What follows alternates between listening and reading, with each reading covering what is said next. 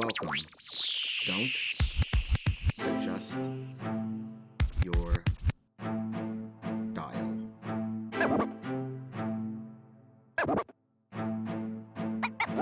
Welcome everyone to the Lofi Poli Sci podcast. I'm your host, Michael Pickering. That's right.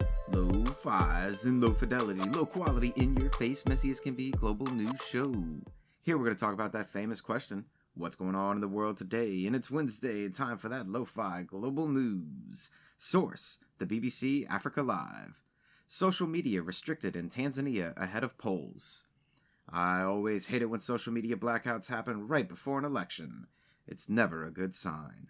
The general election is happening now, and WhatsApp and Twitter are mostly inaccessible, except through the use of a VPN in Tanzania. Violence is already being reported in the elections in the region of Zanzibar, but one must wonder, depending on how things go, we may see a total internet shutdown. Keep your eyes on Tanzania this week, people. The government is up to something that they don't want us to see. Next up, source, AP News International. Eager for change, Chile faces long road to new constitution. So much going on in Chile this week. On Sunday, they had a countrywide vote, a plebiscite, asking if the people wanted a new constitution. And 78% said yes, and 79% said they wanted to elect the Constitutional Convention members that will draft the new constitution. So this is how it shakes down.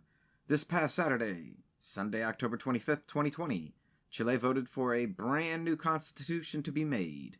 In 6 months, in April of 2021, 155 people will be elected from across Chile that will be charged with writing that brand new constitution. And then just over a year later, in mid-2022, that new constitution will go before the country for a vote on whether to accept it or not. So to be clear, Chile voted to get rid of the old constitution and make a brand new one, and that's going to take about 2 years. But really, that's not bad. It takes time and a lot of detail in order to write the constitution of a country. From Lofi Poli Sci to the people of Chile, we're happy for you, and good luck. May you make a better country than any other out there. Now, moving forward, because we never move on from anything.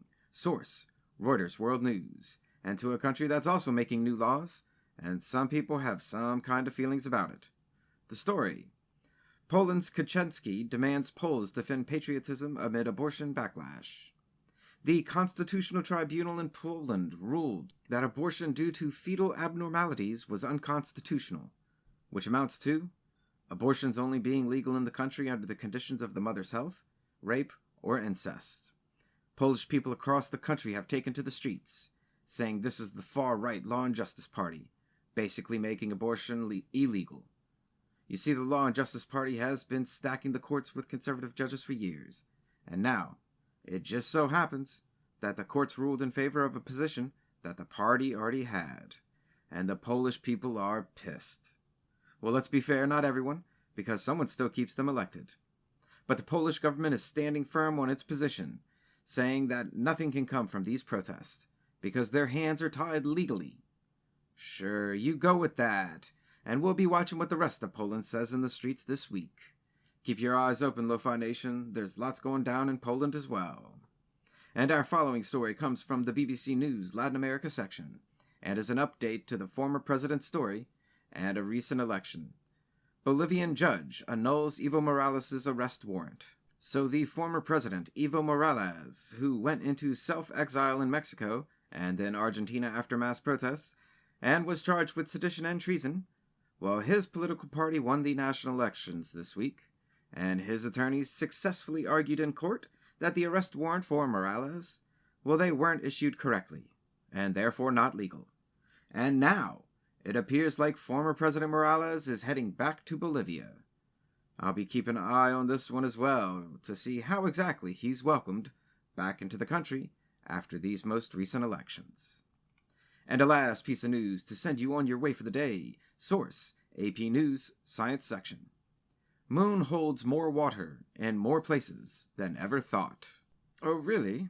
And what is this about? Well, let me tell you. Now scientists have found water in the sunlit portion of the moon, instead of just the shadowy side of the moon.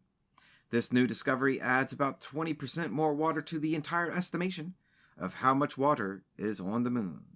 And let's be clear, we're talking about ice and water vapor and frozen molecules, not actually running rivers of water or lakes or anything like that.